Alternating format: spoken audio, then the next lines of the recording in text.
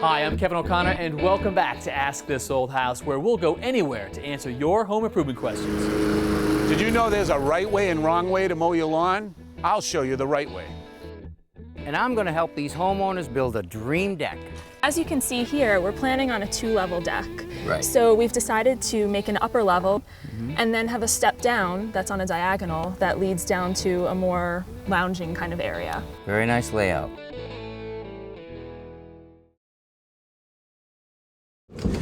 Time to mow the lawn, Roger. You've got a couple lawnmowers that don't have an engine, but today, what do you say we use some horsepower? All right, but before you start that mower, there's a few things we should check. The first is the oil. You want to check it while the engine's cold. You just open it up, and there's a dipstick inside, and make sure it's up to the right level. And why check it when the engine's cold? When the engine's cold, all the oil is drained down, you're getting a proper reading. If you check it when it's hot, some of that oil could still be up in the engine. You could actually overfill the oil. Okay. But the worst situation is to run this engine with low oil. You could actually seize the engine, blow it up. Right. The other thing I like to do is check the gas. Fill it up, but be careful when you're doing so. If you spill gas on a lawn or an asphalt driveway, it could kill the lawn and actually eat a hole in the asphalt. Gas can ruin asphalt. It can. All right. Now what we want to do is check the height of our wheels. I like to cut at 3 to 3.5 inches, and you can see there's numbers on here, so we can set those wheels to the right height. The next thing I'd do is check the blade. I want to cut with a sharp blade so that when it cuts the grass, it makes a nice clean edge. If you cut with a dull blade, it rips the grass, and the tear on that end would allow a fungus or disease to get into the grass. Good. All right. Pre-flight check complete, right? We're ready to go. Let's mow. Now, Kevin, this particular model has a bag on it. I only use a bag when the lawn's extremely long or wet, or if it's a newly seeded lawn, because if I don't use a bag, clippings will cover up the new seeds and they won't germinate. Right, but if you're not in that situation, you prefer to mulch, which means that all of the clippings actually stay underneath the deck, and the blade cuts them up multiple times until they're really small. Right, and then they drop down into the lawn and they just nourish the lawn. Great. When you're mulching, I want to make sure that this discharge chute is covered. Otherwise, a projectile like a piece of wood or a rock could come flying out and injure somebody. All right, what do you say we bag today? Slide that right back on. Okay, let me see, we start it up. Now, like most of the modern mowers, this has a safety bar. You have to have your hands on this before this mower will start, and don't let go because it'll shut down the engine. Okay, here we go. I like the electric start. A lot better than the pull.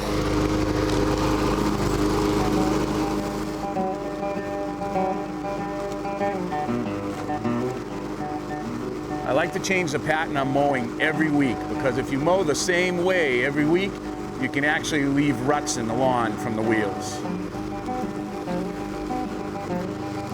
After you make your turn, you want to just overlap your cut a little bit so that you don't leave any uncut grass behind. When dealing with something like cobblestones, you want to get as close as you can, but not too close, because if you hit them, you could damage your blade. It's better to come back later and clean it up with a string trimmer.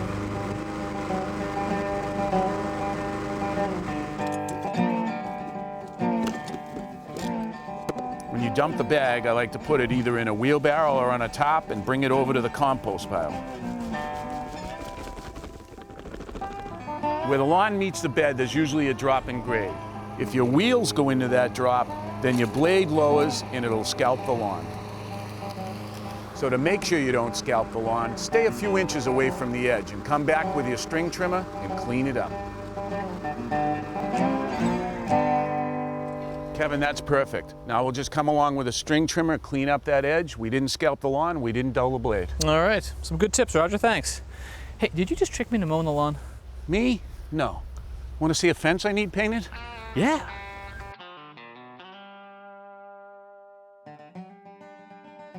Well, this is what's left of the old deck. It's pretty rotted and it wasn't very stable, so we've decided to replace it. Well, I bet taking that deck down was a big project. It was, and you know what? We have something bigger planned.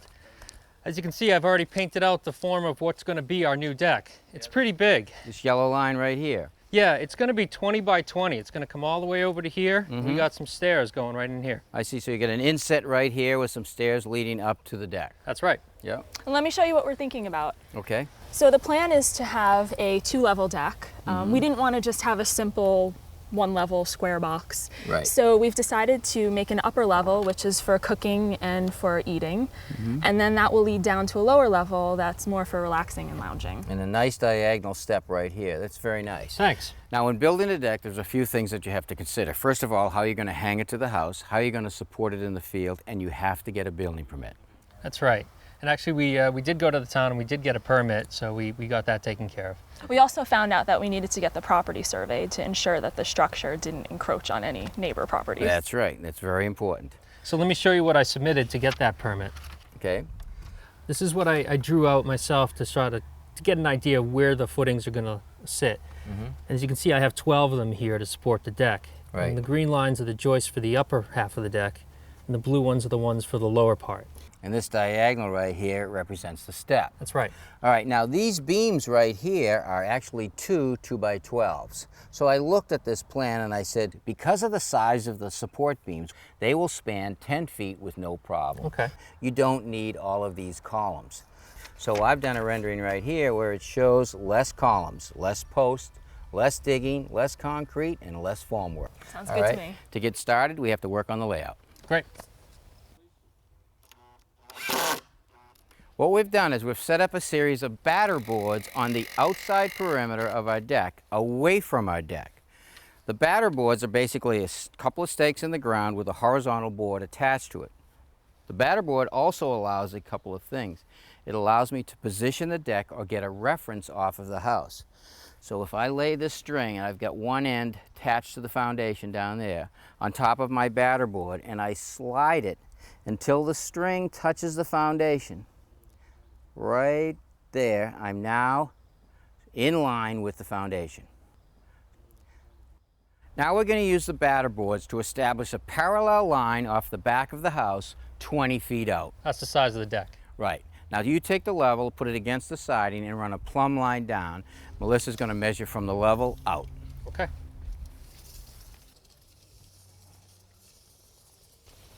All right, 20 feet. I'll place a screw. I put my string line on the screw and we'll go down the other end. Okay, now we're going to do the same thing on this side. Okay, now pull the tape tight. I'm going to pull the string tight. I'm going to slide it right along the top of the batter board. That's what makes these batter boards so nice. I can slide it along the batter board, bring in the string line to 20 feet right there. Now I can mark the batter board. Put a screw in there and we'll be all set.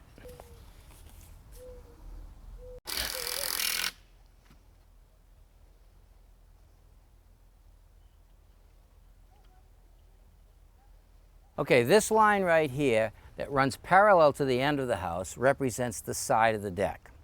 This line right here that runs parallel to the back of the house represents the back of the deck. And where the two lines meet, that's the outside corner of the deck. Now we wanted to make sure that this corner of the deck is square. To do that, we used the 3, 4, 5 method. So I took 3, 4, and 5 and multiplied each number by 2. Measured from the corner, 2 times 3 is 6, which I have right here. Now I'm going to go 2 times 4 and go to this tape, right in the corner. 2 times 4 is 8. Now we measure from the inside of each piece of tape diagonally. The measurement's 10 feet. That tells me that our corner is square. These 3 lines that run parallel to the back of the house represent the support beams that are going to hold the deck. Each one of these support beams have to have posts under them. To locate where the posts are going to go, we divided them in half and put a piece of tape in the center. We also measured back from the outside of the deck 18 inches for the other post. That means that this beam will be cantilevered over this post. Now the post has to sit on a concrete column. Now I'm going to mark for the column. All right, with all of our post locations marked, we can now remove our lines. We want to keep the lines nice and neat because we're going to use them later. Now I suppose we could dig all these holes by hand, but that could take us a couple of days. To make life easier, I brought a small skid steer loader with an 18-inch auger that will drill 48 inches deep. We rented this auger for the day for $400, which includes delivery and pickup. How are we making out, Mark? Pretty good. I think we're a little bit past 4 feet. I gotta tell you though, I'm surprised that they have to be that deep. Well, in this part of the country, the frost will actually go 4 feet deep. So the building code says we have to be a minimum of 4 feet. If the frost should get under this column, it'll actually pick the deck right up. Wow. All right, now we're ready to set a form. This is a 12-inch tube made of recycled paper. Now I'm just going to put it in the hole. I'm going to line it up under the tape, and I want to space it a little bit off center. Now I want you guys to backfill it evenly around the perimeter, and I'll hold it so it won't move. All right. Okay, throw it in there gently now. Nice and easy.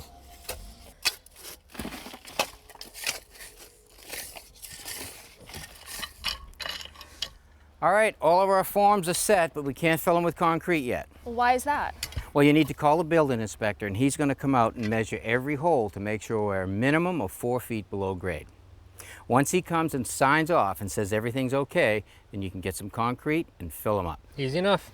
All right? Once the concrete is set, call me, and we'll start framing this deck. Sounds great. We're looking forward to it. Okay, me too.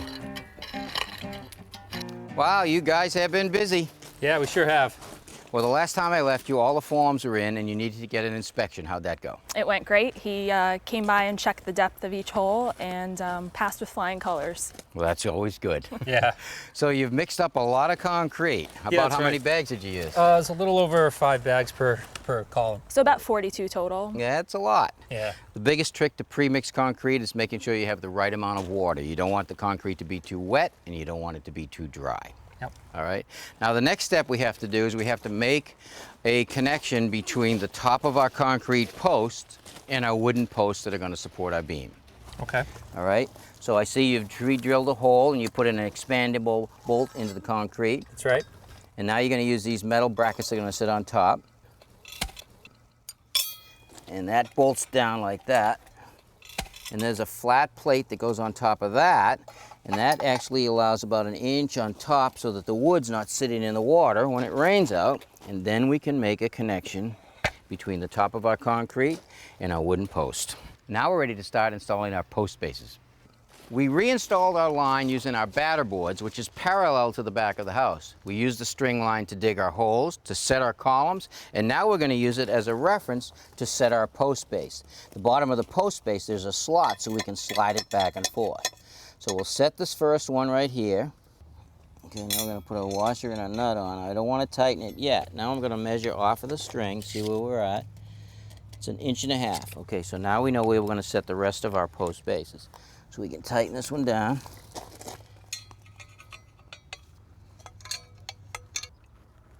Okay, put the flat plate on there. And we'll go to the next one. We need to remove the first course of siding so we can attach the ledger board directly to the house.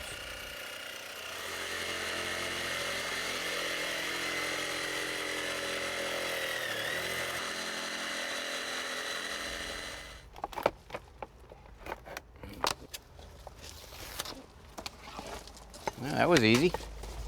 Now we want to replace this metal flashing that we just removed along the back with this self-sealing membrane flashing.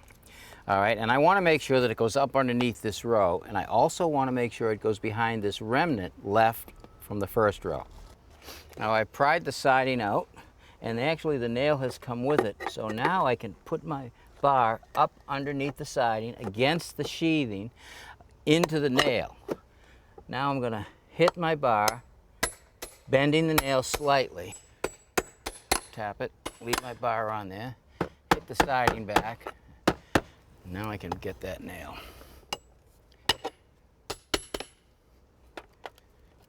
Okay, there's one. To give us some access so we can get up and behind the siding, I've actually cut some wedges out of some scrap pieces of wood. I'll push it up. That will hold the siding out.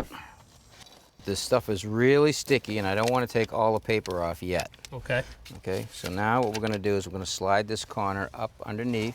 You ready? Now I want to push it up. I want to get it right up in there. Okay, now I want to push this piece back in so it sticks at the top. All right, get your finger out of there. All right.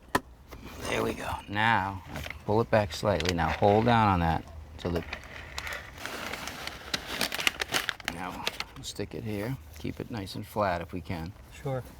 Okay, now pull off some more paper. Keep it flat. Now I'll peel off the last piece. Now we just lay it down nice and flat.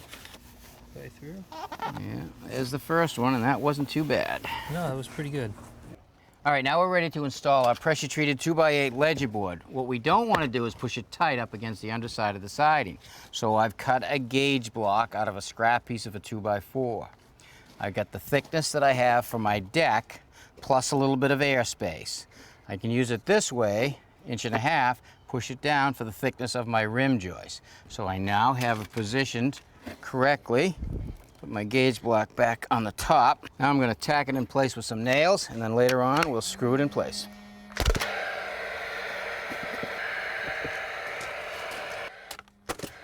All right, Melissa, push it right up. There you go. Okay, now take the gun, push it against the ledger, hard, pull the trigger. There you go. That was easy, huh? Yeah. All right, now I need my spacer block down here. Okay, nail it off. Whereabouts? Anywhere you'd like.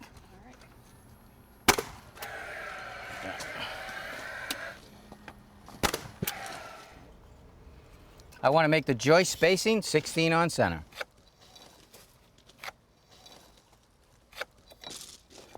All right, now we're ready to set our timber hangers on our line. But to get the right elevation and the right spacing, I've cut a gauge block which will represent a joist. Put it in the hanger.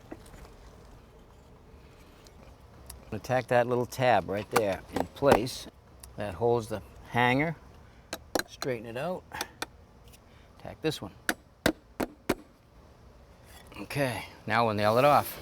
This is a hanger gun, and actually the nail sticks out. I put it in the hole, drive it home.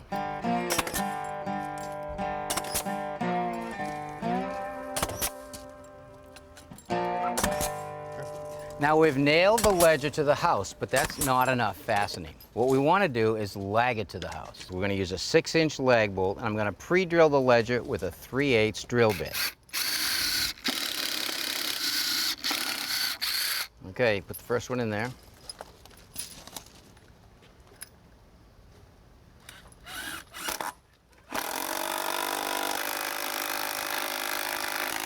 That's good, that pulled it right in tight. Now what I don't want to do is run a straight line with the lag bolts, because I could actually split this with the weight of the joist. Okay. All right, so now I'm going to basically stagger my lag bolts. Up high, down low. Okay, Melissa, take the 2x8 joist and set it right in the hanger. The other end of the joists are actually going to sit on a beam right here. These are two 2x12s. They're going to be 20 feet long, and they're going to run parallel to the back of the house. This beam is actually going to sit on a 6x6 post. What'd you do to the post there? Well, I actually took the post and I cut a rabbet in it so the beam will sit in it. And I actually cut the top of the post on an angle so that if any water runs through the decking, it won't lay on top of the post. Now, the trick of this whole thing is the top of this beam has to be even with the underside of the joist. And it has to be constant to make it level right across. Now, the problem is the cement columns are not exactly level, and the beam has to be. Let me show you how I established this mark right here. It all starts right here with this laser level. This laser level is spinning a laser light all the way around the yard in a constant level. I can pick up that light anywhere in the yard with this receiver right here. When it sees the light, it gives me a constant beep. That means I'm level. Then I marked a line on my board level with the underside of the timber hanger. I then took my beam and I measured down from the line to the bottom of the stick, and I cut the stick off square. Now I can use this stick and use it as a reference off of my laser, put it on any of the posts, and mark the underside of the board. And that's where I cut my notch. All right, let's pick the beam up and set it on the shelf of the post. You ready? Okay, let's flip it this way. Okay, now let me eyeball it with the string. Take it to you a little bit. Pick it up and slide it to you. Right about there. Okay, Melissa, you ready to nail the center post? Yep. Okay, put 3 or 4 of them in there. Okay, let's put the second one up.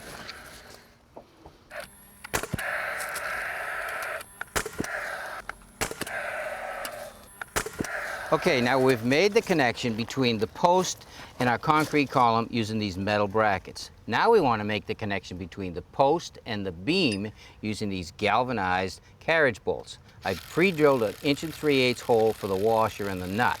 I've also pre-drilled a 1/2 inch hole that I'll drive the carriage bolt through.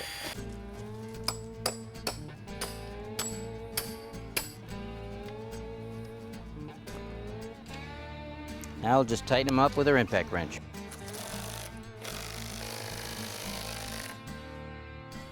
Now remember, our deck is actually 2 levels. We have an upper level that goes against the house with a diagonal step to the lower level. Now the upper level joist will actually fit into the hangers that are mounted to the ledger board on the house. The joist then comes out and sits on top of this beam. On the surface of the beam, we've mounted more timber hangers. Those timber hangers are to accept the joists that are going to go over and sit on top of these 2 beams.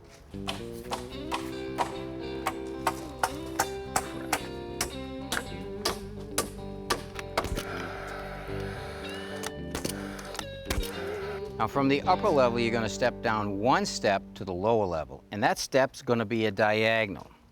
So I can know where to cut my joist, I put a string line to show where the back of the step will be. Line my joist up with the line at the right position, and that's where I'll cut them. I think this diagonal step is really going to be a nice detail. Yeah, sure is. It looks great. Well, we got almost all of the upper deck framed, so we got a lot done, so we're headed for today. Now what I want you to do is frame the lower deck. So you're going to start the joists, you're going to put them in these hangers down here, and you're going to run right out here past the outer joist. Once you have all those joists hung, I'll come back and we'll do the decking. Sounds good. All right. That was a lot of work. Are we going to get to see the rest? Are we going to get to see the rest? This next episode, you're going to see the deck finished. What's left to be done? Quite a bit, actually. We're going to do the decking. And so you're using a natural wood, no composite for you, right? Right, this is a Brazilian hardwood, holds up great for decking. It's beautiful stuff too, and obviously you're using it for the whole railing system. Look at that beautiful piece of wood. Yeah, now I'm going to show you how to make the joinery between the railing and the posts, and also how to make the connection between the balusters and the railings. Beautiful. All right, well, next week we will finish the deck. So be sure to come back and join us. And until then, I'm Kevin O'Connor I'm Tom Silva. I'm Richard Trethewey. for Ask This Old House. Did he say we will? Yeah, We will finish, right? I'm making promises. Yeah. Get We, to I it. like that We'll line. bring lights so you can work late.